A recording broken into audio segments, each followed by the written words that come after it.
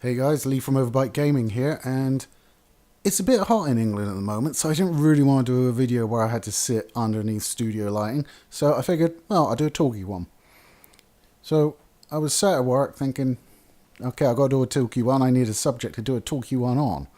And I figured, I want to tell you about some of the games that I miss. Games that have, for whatever reason, I'm no longer able to play, whether it's they won't run on current systems. A lot of early Windows-based games won't. You need to have a second installation of different Windows, online ones that have been shut down, and just ones that are really hard to get a hold of, that you weren't previously. But to start, I may turn this into a bit of a series, because I kind of like where it's going. I'm going to talk about City of Heroes. Now, City of Heroes was a bit of a breath of fresh air in the MMO genre because we had primarily fantasy-based ones up to that point. There were a few sci-fi ones, but there was nothing in the Superhero League. And goddamn, I wanted to be a superhero so bad. I remember I pre-ordered a game way back in the day called Superhero that was coming out on the Amiga. Pre-ordered it, you was side-scrolling, beat 'em up, and you had missions, and you could like change your powers and stuff like that. Looked really cool, and it was cancelled, and I was devastated. So when I got to play this, I finally got to make my own superhero. Now, the character customization on this was just outstanding. I haven't seen its match since. It was so good. In fact, Marvel actually sued Cryptic and NCSoft, the developer and publisher, because they said, well, you're encouraging people to make our heroes and infringe our copyright, which wasn't the case. The user agreement had very strong words that you were not allowed to do that. And it was actually the case that Marvel's investigators actually were some of the people that were doing it. What NCSoft would do is they would genericize the characters and change names and stuff like that to stop that happening. So that was settled out of court, but apparently not to the detriment of either company. Anyway, back to the game. So you chose your power sets, you outfit your guy, you chose travel power. Now, I always choose fly, because once you're up in the air, you couldn't be touched really. There are very few things that would cause you a problem while you're flying around. But the first level of it was called hover. Now, you could get up in the air, you could avoid mobs, so you don't have to worry about running past them and accidentally aggroing them or anything like that. But it was slow, man. Hover was super slow. You just kind of gently drifted like a leaf on the breeze.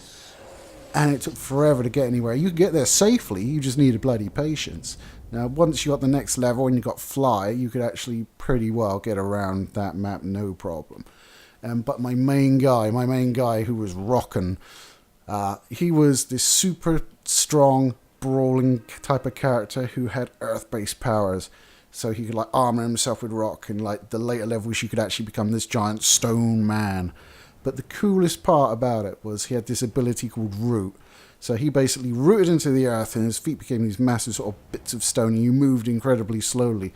But by being rooted he constantly healed, and I actually used enhancements to make that so tough, so good, that I could actually initiate a fight with like same level mobs and just go and make a cup of tea, come back, and he'd still be fine because I would actually be able to heal faster than they can damage me. That is boss. I was so proud of that. That was the first character in any MMO I max leveled.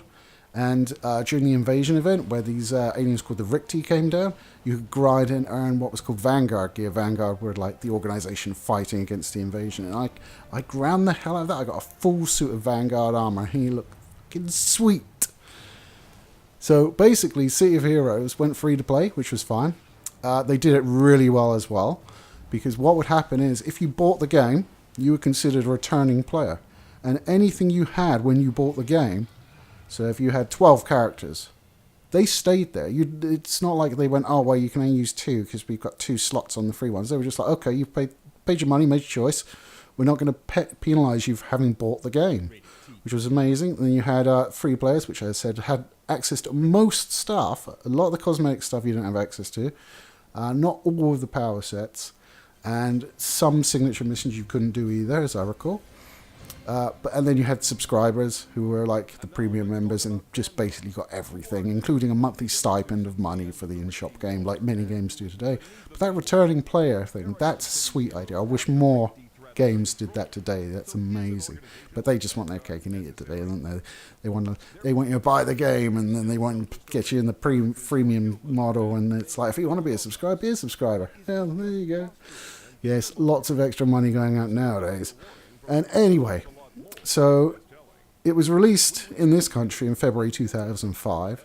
It had quite a long run. I mean, it was terminated in November 2012. The supposed reason, or the one that does sort of most fan theory rounds, is because NCSoft are a Korean company and they couldn't get City of Heroes over in Korea. They tried. They released a beta for City of Hero, but it wasn't very successful at all. And a lot of their sort of other MMOs, like Lineage and stuff like that, were super successful in Korea, and that's where a lot of the company's money were coming from. Also, they had a lot of MMOs in-house and more coming, such as Guild Wars 2. And when you looked at City of Heroes, it was, God, how old was it at that point? 7 years old, something like that.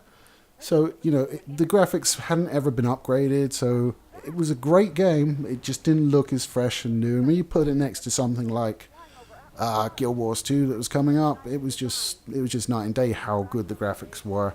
And the fighting system wasn't particularly smooth. It worked fine, perfect, but like the animation wasn't that smooth. It was very much punch reset. It was no there was no sort of illusion that it was a living fight. It was always like, well, there's him hitting that ability sort of thing. So yeah, the main reason is they couldn't crack it in Korea. It wasn't making them a lot of money. It wasn't losing them money, but it wasn't making them very much. So I think it was more that they didn't want to invest their time in it, rather than it was actually put out to pasture because it was losing them money. Now, it's a real shame that happened. I mean, a lot of old MMOs, such as Warhammer Online and Star Wars Galaxies, have been resurrected through fan projects and stuff like that. So you can actually go and play those, but not City of Heroes. There was a Kickstarter for something called City of Titan. I believe it did start out as a resurrection of City of Heroes, but they weren't allowed to do it.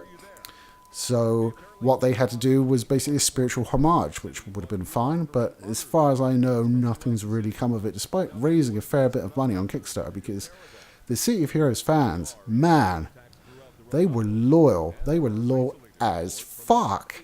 They did like the whole sort of sending gifts to NCSoft's Korean offices and stuff like that, just to show. They signed petitions. There was like 20,000 signatures on a petition asking the NCSoft execs to come and play with them and experience the passion they had for the game.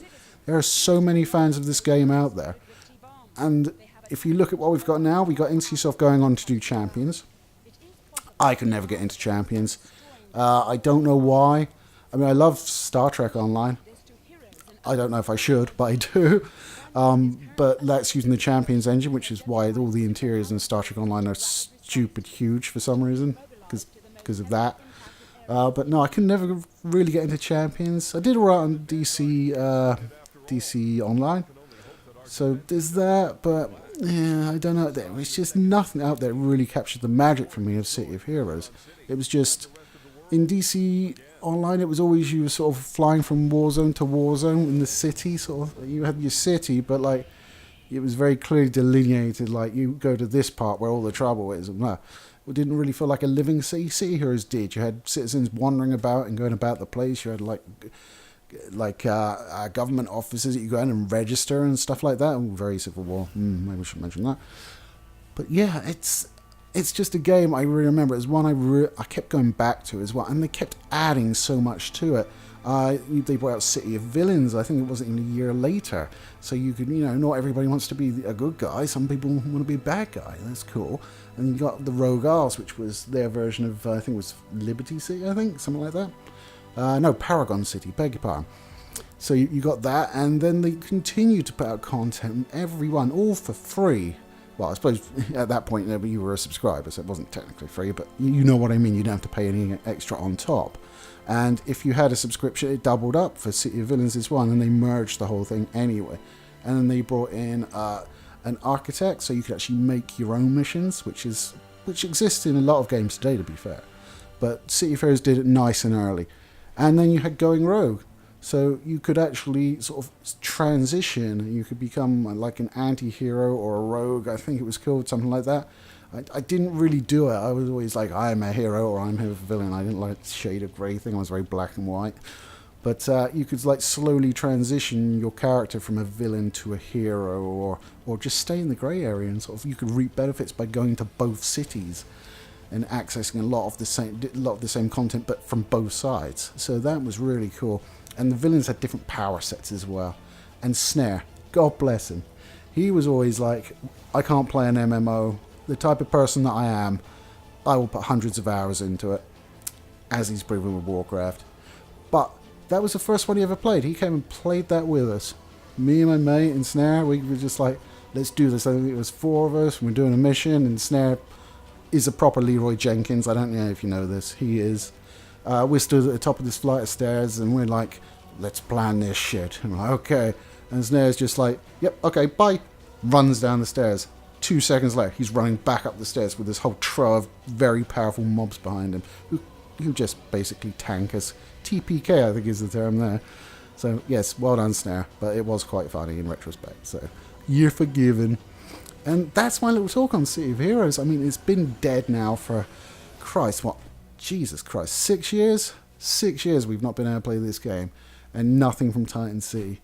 I just wish, something like what happened with Warhammer Online and Star Wars Guys happened to this game, because it is a game I would still be playing to this day. It was one of those ones that I would go off of for a little while, but I would always come back to, just because I understood the systems and the mechanics so well in it.